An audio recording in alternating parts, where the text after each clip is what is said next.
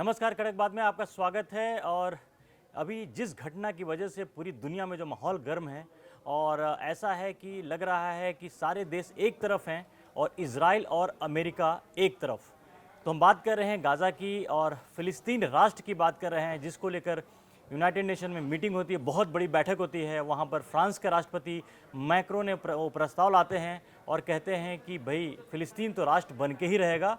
और उनके समर्थन में तमाम यूरोप के देश, कई सारे देश हैं जो कि अगर समर्थन करने वाले देशों की अगर हम बात करें तो 145 से ज़्यादा देश हैं। और लेकिन जो बात बार बार पेंच जो फंस रहा है वही फंस रहा है जो कल जैसे बेंजामिन नेतन्याहू ने भी कहा था, जो इजराइल के प्रधानमंत्री है, कि हम किसी भी हालत में फ़िलिस्तीन को राष्ट्र नहीं बनने देंगे।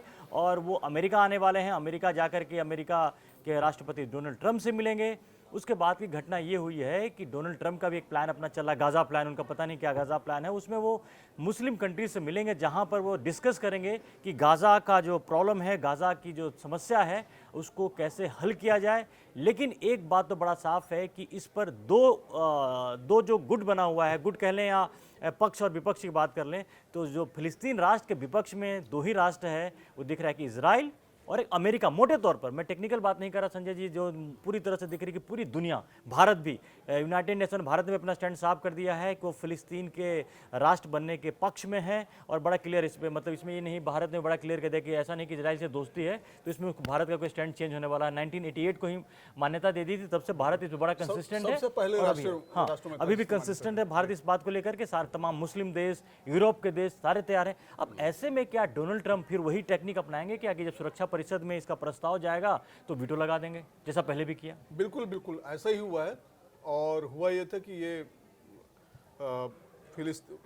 मैं इसका एक प्रक्रिया आपको बताता हूँ कैसे कोई देश वहाँ पर जो होता है उसको पूर्ण सदस्यता मिलती है। वो इसके लिए आवेदन करता है। पहले तो तमाम देश उसको जो मान्यता, कम से कम 15-20 देशों की मान्यता उसके पास होनी चाहिए। वो आवेदन करता है। आवेदन करने के बाद सुरक्षा परिषद में मामला जाता है। सुरक्षा परिषद में ही ऑलमोस्ट तय हो जाता है कि उस देश का भाग्य क्या होगा। पिछली बार जब फिलिस्तीन का मामला सुरक्षा परिषद में गया तो सभी राष्ट्रों ने उसको क्लियर किया। फ्रांस ने उसको लगभग ओके किया, चीन ने उसको ओके किया, ब्रिटेन ने उस पर कुछ नहीं कहा, सब वहां से क्लियर हो ही जाना था। अमेरिका ने ऐन मौके पर उसको वीटो कर दिया। और अमेरिका ने जैसे ही ऐन मौके पर उसको वीटो किया, वो वहीं पर खत्म हो गया। नहीं तो अगर वीटो नहीं पूर्ण राष्ट्र इसी की वजह से नहीं बन पाया। हाँ, अगर वीटो नहीं करता तो फिर ये मामला आम सभा में जाता। आम सभा में 2/3 बहुमत अगर उसको मिल जाता तो फिलिस्तीन एक राष्ट्र बन जाता। और इसमें भी जो भूमिका है, इसमें ट्रंप की भूमिका भी फिलिस्तीन को अभी तक रोके रखने की रही है। तो ये बहुत अच्छी भूमिका नहीं है। दूसरे क्या है कि हमें यह भी देखना चाहिए कि आखिर वो देश जो अमेरिका के मित्र देश कहलाते हैं, कल तक इस मामले पर चुप बैठे हुए थे, अमेरिका का साथ दे रहे थे, इजराइल जो चाहता था वो कर रहे थे। अब ऐसा क्या हो गया है कि वो फिलिस्तीन को एक राष्ट्र बनाने के लिए बिल्कुल एकमत हो गए हैं और ये कह रहे हैं वो तो राष्ट्र बन के रहेगा।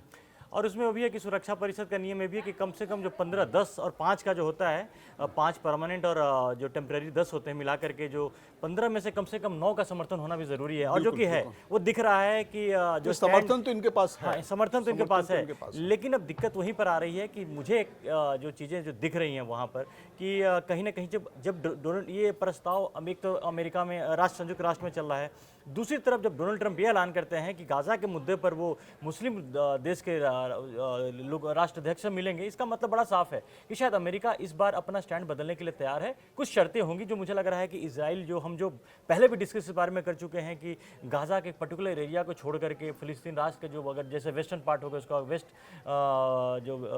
वेस्ट पार्ट उसका हो गया, वहाँ पर जो ऑलरेडी वहाँ पर फिलिस्तीन राष्ट्र हैं ही, वहाँ पर लोग, वहाँ फिलिस्तीन के लोग रहते हैं, उसको मिलाकर के एक एरिया, चूंकि अपना इजराइल अपने जो खतरे वाले, जो उसको लगता है कि जहाँ से खतरा हो सकता है, उस पोर्शन को हटा के कोई सफाई भी हो रही है, वो शायद हो सकता है कि इस पर बात आगे बढ़े। बिल्कुल ये हो सकता है। देखिए, ये बात तो सही है कि इजराइल गाजा शहर वाला जो पार्ट खाली करा रहा है, जहाँ से लोगों को बाहर भेज रहा है, कह रहा है कि इसको खाली करो, यहाँ पर हम किसी को नहीं रहने देंगे। वो एक ऐसा एरिया है जहाँ से इजराइल को हमेशा खतरा महसूस होता है। और हमेशा खतरा महसूस ही नहीं होता है। पिछले 40-50 सालों में जब भी हमला हुआ है, इजराइल पर हमला वहीं से हुआ है, वहीं से मिसाइलें दागी गई हैं। तो इजराइल उसको मुझको लगता है कि एक बफर जोन बना देगा। एक और ऐसा हमास का स्ट्रांग होल्ड वही था, पूरा एरिया हाँ, था हाँ, जहां से बिल्कुल। जो इजराइल का आरोप यही रहा है कि वहां जो मल्टी स्टोरी बिल्डिंग रही है उसके बेसमेंट्स में और काफी काफी बड़े एरिया में टनल्स हुआ बेसमेंट्स करते भी है, थे। टनल्स वहाँ पे वहां बहुत पर हैं। हमास अपने वहां के आतंकी छुपे होते थे ताकि वहां पर इजराइल हमला भी नहीं कर सके, और हथियार वहां पे छुपा के रखते थे। उस पूरे एरिया को इजराइल को जहां जहां लगता था कि हमास के आतंकी हो सकते हैं वहां वहां पूरा खत्म कर दिया है। तो इजराइल का जो कंसर्न है, जो सुरक्षा को लेकर जो कंसर्न था, उसने अपने आप ही उसको लगता है ऑलमोस्ट साफ कर दिया। तो मुझे लगता है कि कहीं ना कहीं पैरेलल लेवल पे कुछ चीज़ें ऐसी चल रही हैं जो इजराइल भी शांति चाहता है। और अगर ऐसा नहीं है कि अगर आपने फिलिस्तीन को राष्ट्र की मान्यता नहीं दी तो वो जो प्रॉब्लम है वो परमानेंट आपके लिए बना ही रहेगा। नहीं, देखिए वो तो है ही है, सीधी सी बात है। वहाँ पे समस्या क्या है, क्यों शांति नहीं हो पा रही है, उसमें हम ये एक तो इजराइल तो अपना बन गया है, जो भी राष्ट्र बन गया है। जिस दिन इजराइल अपने पड़ोसी फिलिस्तीन को मान्यता दे देता है और एक उनसे संधि कर लेता है या सशर्त देता है कि भाई देखो अब हमने तुम्हारा ये देश बना दिया है, तुम इस पर अपना काम करो, अपने उसमें खुश रहो, हमारे ऊपर तुमको अटैक नहीं करना है, हमारे लिए खतरा नहीं बनना है। मुझको लगता है ये पॉसिबल है, ये चीज़ हो जाएगी। क्योंकि इजराइल देखिए कोई हंसी खेल नहीं है, सबको मालूम है कि हम इजराइल पर हमला करेंगे तो इजराइल किस तरह से जवाब तो देगा। दिख रहा है ना 2 साल में क्या हुआ है। बिल्कुल। और 2 साल पहले जो गाजा की बड़ी बड़ी बिल्डिंगें हुआ करती थी गाजा शहर में, सब कुछ होकर के सारे ध्वस्त हो चुके हैं। और कम से कम फिलिस्तीन के लोगों को बात समझ में आई होगी कि हमास की वजह से उनका जो हाल हुआ है, कम से कम वो तो देखिए इजराइल तो ही कहता है ना हमास ने अटैक किया होता ना इजराइल ने फिलिस्तीन पर दूसरी हमला बात, किया एक बात और भी है कि अगर आप देखेंगे गाजा पट्टी में 5 शहर होते हैं, 5 शहर में एक शहर गाजा शहर था जिस पर हमास का कंट्रोल था। उसको अगर आप छोड़ते हैं, बाकी 4 शहरों की बात करते हैं, और दूसरे जिन इलाकों में फिलिस्तीन यानी कि फतेह का कंट्रोल उनकी सरकार चलती है, वहाँ से पिछले 88 के बाद से जब से वो कंट्री बनी है, इजराइल पर वहाँ पर कोई भी ऐसी चीज़ नहीं हुई है, छुटपुट चीज़ों को आप छोड़ दिए, कोई ऐसी चीज़ नहीं हुई है जिससे इजराइल को खतरा हो। तो मुझको लगता है कि इस पूरे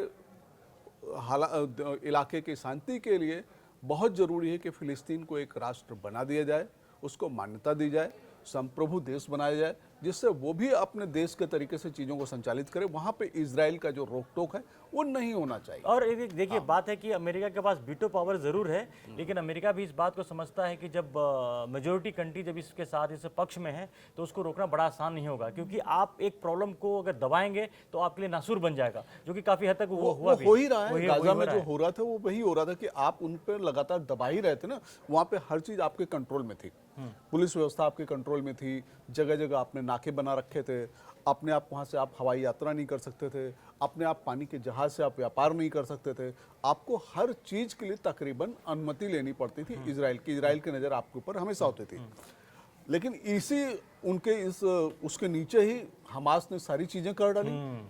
तो ये तो है कि देखिए जिसको करना होता है वो कर लेता है, लेकिन समय की जरूरत यह है कि फिलिस्तीन को, क्योंकि फिलिस्तीन वहाँ पे ऑलमोस्ट पिछले 30-40 साल से 50 साल से शांति बना के रखा हुआ है। अराफात की पार्टी उसको चलाती है।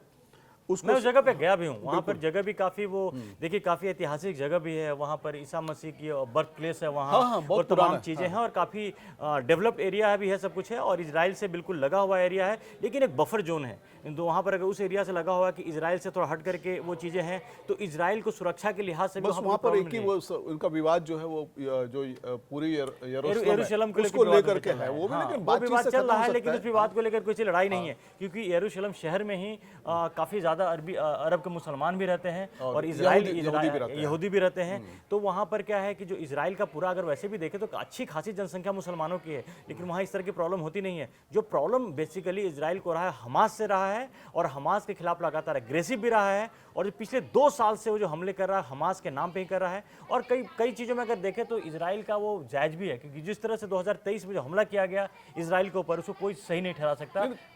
कोई उस समय सही नहीं ठहरा सकता। हमास के लोगों ने 1200 करीब इजराइल के लोगों को मारा, बंधक अभी कई बंधकों को उन्होंने रखा 150-200 उन्होंने बंधक बना लिए, और बंधकों का हाल भी बहुत खराब था। अभी भी बंधक जो उनके पास हैं वो किस हाल में। इसमें भी एक और चीज़ है, हमास ने भी अपनी तरफ से कल डोनाल्ड ट्रंप को एक चिट्ठी लिखी थी जो अमेरिकन टेलीविजन मीडिया में खबरें चली हैं, हमास ने डोनाल्ड ट्रंप को चिट्ठी लिख करके कहा कि अगर हमें 3 महीने का अगर सीज फायर अगर हमें अगर इसकी गारंटी मिलती है तो हम आधे बंधकों को छोड़ देंगे। तो कहीं ना कहीं पे जो हमास भी है अपने स्टैंड पे धीरे धीरे उनको भी मुझको समझ लगता नहीं कि वो इस पे मानेगा नहीं। इजराइल का बड़ा क्लियर है इसमें कि भैया हमें क्योंकि पूरे देखिए सारे जिस हिसाब से इजराइल पूरे के पूरे गाजा शहर को ध्वस्त कर रहा है, वहां पे लोगों को निकाल रहा है, और ये चीज तो मुझको लगता है काम करेगी नहीं, क्योंकि अब उसने ठान लिया है कि हमास को अब हम बीच में आने ही नहीं देंगे, हमास से हम कोई बात ही नहीं करेंगे, हमास की कोई बात मानेंगे ही नहीं। तो वही बात है कि देखिए अभी तक जो दिख रहा है कि इजराइल और अमेरिका नहीं चाहता कि फिलिस्तीन राष्ट्र बने, जिस तरह के स्टेटमेंट आए हैं, लेकिन जो बाकी देश खासकर फ्रांस इसमें बहुत आगे लीड कर रहा है। एक तरह से फ्रांस ने साफ साफ कहा है कि जो फिलिस्तीन राष्ट्र बन के ही रहेगा, इसके अलावा कोई रास्ता है नहीं। और डोनाल्ड ट्रंप भी अभी बहुत जल्द मुस्लिम राष्ट्र के जो राष्ट्राध्यक्ष हैं उनसे मिलने वाले हैं गाजा को लेकर के। तो जो तमाम डेवलपमेंट जो हो रहा है धर्मेंद्र जी, एक चीज और भी है, ये स्थिति अगर पहुंची है कि पूरी दुनिया का जनमत फिलिस्तीन के साथ जाकर के खड़ा हो गया है, तो उसमें कसूरवार इजराइल ही है।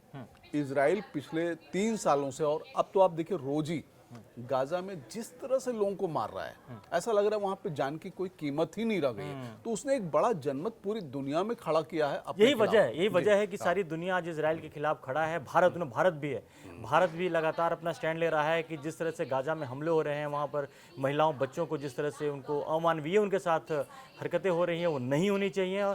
और अब ये बात ज़रूर है, देखिए तबाही हुई है वहाँ पर गाजा में, से कोई वो नहीं, लेकिन अब लगता है कि जिस तरह से डेवलपमेंट तेज़ी से हो रही हैं, उससे जो फिलिस्तीन का जो अलग राष्ट्र बनने का और एक परमानेंट राष्ट्र बनने का शायद वो समय बहुत जल्द दिख रहा है और बहुत निकट। क्योंकि इसके बाद जब इजराइल भी गाजा सिटी को क्लियर करने के बाद इजराइल के पास भी कोई बहाना नहीं रहेगा हमास को लेकर के, तब किसी तरह के लोग बहाना नहीं रहेगा। और अंत में अमेरिका और इजराइल को दुनिया के जो बहुमत है उसके सामने झुकना पड़ेगा। तो ये आज हम बात कर रहे हैं, अब देखिए इसमें काफ़ी तेज़ी से डेवलपमेंट हो रही हैं। तो अगले 2, 4, 5 दिन, 1 हफ्ते में इसमें और भी डेवलपमेंट होगी और फिलिस्तीन के अलग राष्ट्र बनने का जो रास्ता है वो भी साफ होगा, ये हमारी उम्मीद है।